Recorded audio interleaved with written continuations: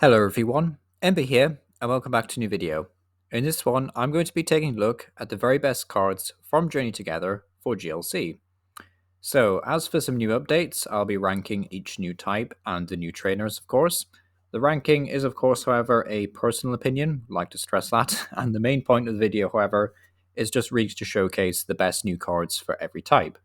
And this will be the last time I mention Spike Energy. So yeah, consider this the ranking of Spike Energy, I guess. It's not a bad card or anything. I just thought it deserved a kind of honorable mention, really, because space is quite tight in this video. So yeah, in 12th place, I have Dragon types. I don't think these are particularly impressive. I don't think they're complete rubbish. You know, I've seen worse from Dragon types in GLC. But yeah, Ends Reshiram, I think, is just okay. It's kind of mediocre. Druddigon might be okay as some nice energy acceleration if you're just getting started with GLC, but there's better Druddigons and stuff. So yeah, I don't have too much faith in either of these cards making much of an impact on the format, but at least they are somewhat usable, which is cool. Next up is we have Metal types. Gearner, I think, is probably the better of the two, allowing you to attach an energy. Well, whenever you attach energy, you get to heal 90 damage from one of your Pokemon, which is cool. The Pokemon you attach energy to, of course, otherwise that would be, a bit broken. But yeah, Magirner and Ends Klinklang, I think both of these are honestly okay. Like, Klinklang can potentially just want to kill anything in the format, which is quite funny. But you do have to flip 2 heads or 3 heads in the Wailord's case. But at the same time, I think both of these are just okay. Like, Magirner seems pretty solid if you're just starting out. Like, Klinklang can be okay. Like, if you're a fan of Klinklang, at least you have a new option to use with, like, Magnezone to charge up your energy, or maybe Metang, actually. So, yeah, that's quite handy. But aside from that, nothing too crazy here, but certainly some fun options at the very least. Then we have the Dark types. Now, if this Tyranitar had a Dark type Pupitar and Larvitar, then it would be phenomenal. It'd be a great, great card. Just really like all the other Dark type Tyranitars, really, that are great. But yeah, sadly, this one is limited to the fact that you have to like Dream Ball for it, which is kind of like why Dark types are 10th in this video. Like Bombardier as well is honestly not that bad. Like 2 Dark and a Colorless, discard on energy, then you get to do 120 damage to one of your opponent's Pokemon. So in that like weird Hydreigon energy dump deck, like you just play Hydreigon, allows you to attach as many Dark energies you want, then maybe this Bombardier might actually be kind of usable. But yeah, aside from that, I just have Dark types ranked quite low just because Tyranitar was a bit awkward to get out. But that aside, I think these are honestly a lot of fun. Next up we have some Psychic types. Banette is a bit awful to play against. I don't like this Banette. Curse Speech is, yeah, it's just a very annoying attack and control decks. End Sigilif is quite fun. Just says when you have one prize card left, you win the game. It's just just a very straightforward effect. Maybe it's a bit less useful in GLC just because everything's one prize anyway, but at the same time, if you don't want to have to, like, I know I bring up Wailord a lot in these videos, but if you don't want to have to deal with a Wailord that has like a luxurious cape, then being able to just take the last prize card easily is it's a saving grace, really. So End Sigilif can be quite useful in that situation. Then we also have a Lily's Rabombi, which is I'm gonna say this. I think it's a bit rubbish, to be honest, but I think it could be okay, maybe in like a control kind of piece, like maybe in the same way as Banette can be good in control. But in all honesty, I think this is a pretty poor showing for Psychic types because usually they're ranked quite highly in these videos. Like Psychic often gets really strong buffs in these sets, but yeah, this is a set actually where Psychic types haven't really gotten that many good cards, which is interesting. But yeah, 9th place for them. 8th place is Fire types. Nothing too crazy here, but Magmortar is quite fun because I think there's just a lot of Pokemon that have synergy with Burn at this point. Infernape increases it by 6, but you've also got that Centiskorch, which can do a ton of damage if, your opponent's active Pokemon is burned. I think it does like 180 for 2 fire energy, which is really good, so that's nice to see. Also got this Ends Darmanian, which, yeah, you kind of have to power it up, which is a bit awkward. You can't use Zork, of course, to copy its attacks. Like, you'd have to power this guy up manually with something. But Dormant, Eye Cannon, 2 fire and a Colorless, so I guess that's 1 Welder and a manual attach. You can do 90 damage and then 90 damage Snipe. So very, very solid in my opinion, especially if you're building a Fire-type spread deck. Of course, it's pretty much guaranteed you'll want to run Darmanian. But aside from that, it seems pretty decent. Backdraft can be okay, but again, sort of depends on if your opponent has played a Super Rod yet or something. But yeah, overall, I think these are like fairly solid options for Fire types. Then we have grass types, and this is where things start to get really interesting because we have Lilligant, which will increase your damage by plus 20. And from what I can tell, this will stack with the Lurantis that you can also run. If you don't know what Lurantis does, it's a promo from the Sun and Moon era that can just increase your damage by plus 20. I think it's also called the Sunny Day ability, and it also applies to grass types and fire types. So they did just straight up reprint the same ability on Lilligant. So if you really want to, you could run both of these and effectively just get a plus 40 damage modifier, which I think is quite funny. So you can just sit there with a Bud U doing 50 damage and item locking if you really, really wanted to. So that's a nice option. Also got this Excelgor, which has the attack Feral Poison, I want to say it's pronounced. For a grass and a colorless, does 70, which also confuses and poisons your opponent's active, so very annoying.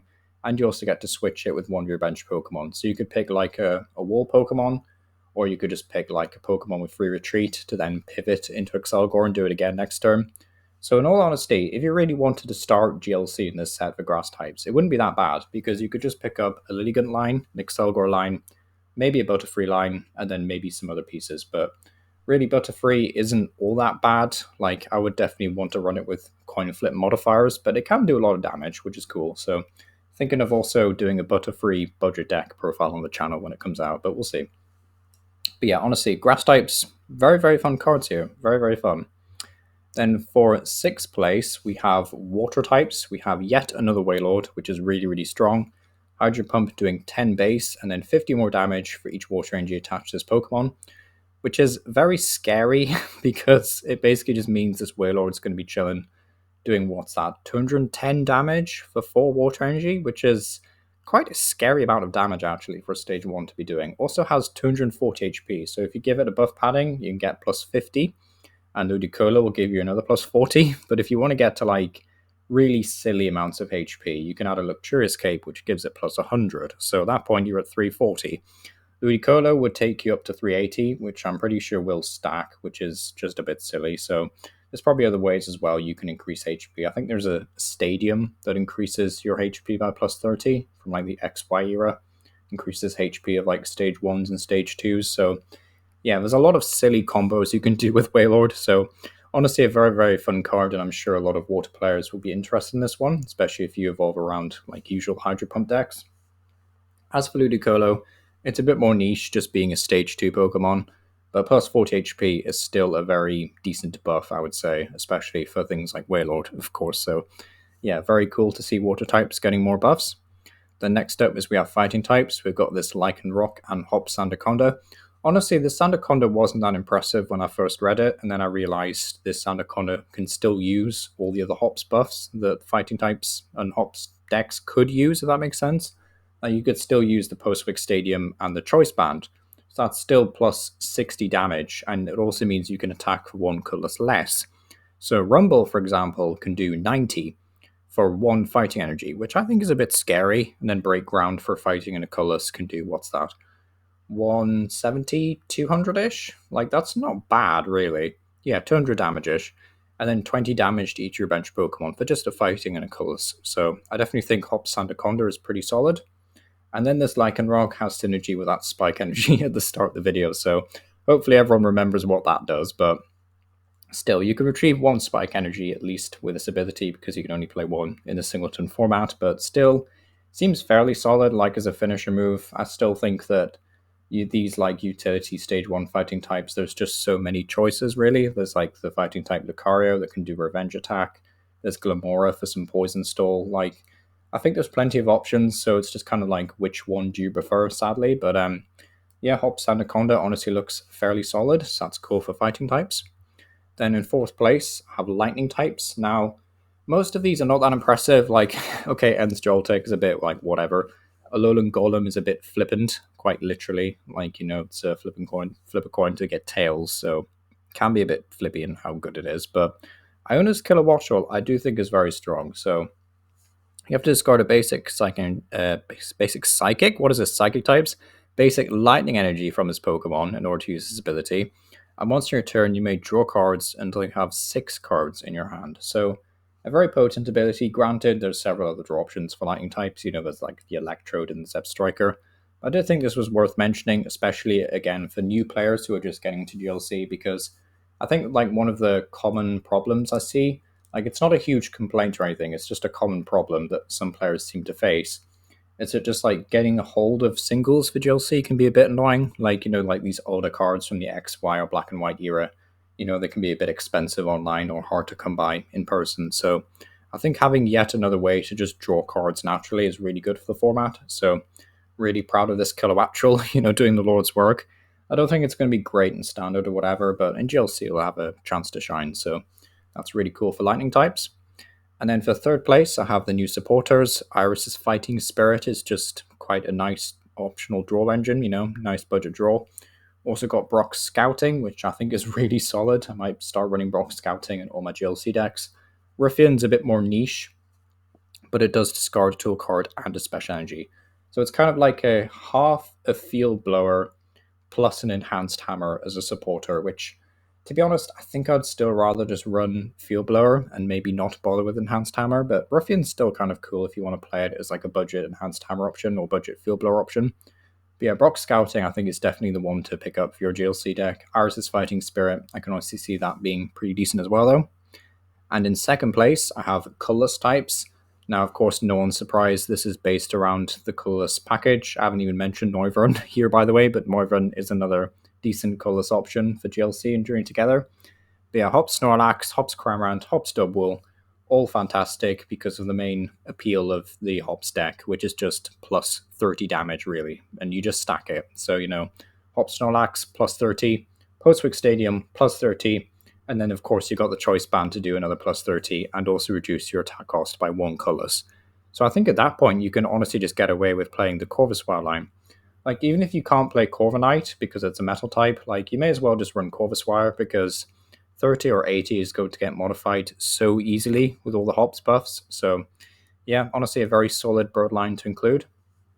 So that's at least 2, 3, 4, 5, 6 Pokemon to play if you want to play like the hops package, plus whatever other colors types you fancy running, plus like 3 hops cards. So, yeah, seems like a very decent starting place for a deck. So, yeah, looking forward to trying out the colorless package for the hops deck. Then we have some new items and tools. Of course, the Hops Choice Band, which has kind of been mentioned a lot in this video already, but will increase your attack damage by plus 30 for that Hops Pokemon, and also reduce the attack cost by 1 colors, which is a very, very scary, disgusting effect. So yeah, Hops Choice Band, pretty solid. Also got Lily's Pearl, which can be attached to that, what was it? It was like a Cutie Fly or something? Yeah, it's like Cutie Fly or Ribombee, one of the two. And it basically turns it into a 0 price Pokemon, which is quite funny for control decks. You could attach it to the Comfey, but I didn't even bother bringing up Comfey because I think it's a bit rubbish. But yeah, Lily's Pearl is a nice option. Also got a Super Potion reprint in case you needed a Super Potion, haven't been able to get a hold of one. Exchange Ticket, I think, is kind of like a really cool, not really like budget town map option, but like you could play it as that, I guess. Like, I think it just depends on your preference, really, but Exchange Ticket is definitely not the worst card in the world, especially if you want to use stuff like Dream Ball and things for Tyranitar. So, yeah, that's kind of cool to see. Hops Bag is a bit more niche, but something for the Hops deck. And then Ends PP Up is just some additional Enge acceleration for all the Ends Pokemon. Again, I would only run this in with like Ends Reshiram if you really, really want to attack with Ends Reshiram, but aside from that, Ends PP Up is probably not the best card here, but still some very solid options overall. Also got some new stadiums. Most of these are really good, like Postwick plus 30. You may as well run this. If you're running the Sandaconda or if you're playing colorless types, then yeah, Postwick is really, really good. Ends Castle, I think, is a bit rubbish, but you can play it if you really, really want to lean into the whole Ends theme. But I don't think there's enough good Ends Pokemon really here to justify running Ends Castle, but like you can do if you want to. And then Levancia is just, you may put up to 2 basic Light Energy cards from your discard pile into your hand, which is fantastic for Magnezone decks. I just want to like flood the board with Light Energies. And maybe even just other decks in general, like just easy Light Energy recovery. So Levancia is really cool. Yeah, I'd say thanks for watching. Some overall thoughts is that I think this is frankly just a great set for GLC. Some fun options across the board. Colorless definitely feels favored this set. Did you include the Noivern lol? Yeah, because originally I forgot to mention Noivern in the slideshow, but I did in this one, so cool, thumbs up. Noivern is a very fun card as well, by the way. However, some limitations with evolving trainers Pokemon and synergy, yeah, that's a sad thing because a lot of these Pokemon were designed to interact directly with each other, really, as a coherent deck, which obviously doesn't really work so well for GLC, just because you can't split up the types, so that's kind of annoying, but still, it is kind of cool, like seeing the trainers Pokemon and their variations. But it does mean, for example, you won't be able to play like Galvantula with Ends Joltik. You'll have to play Galvantula with Joltik with Ends Joltik. If that makes sense. It's all a bit weird, but yeah, overall a very fun set. And thanks for watching. So yeah, let me know what you think down below. It's been Ember Power, and yeah, thank you for watching.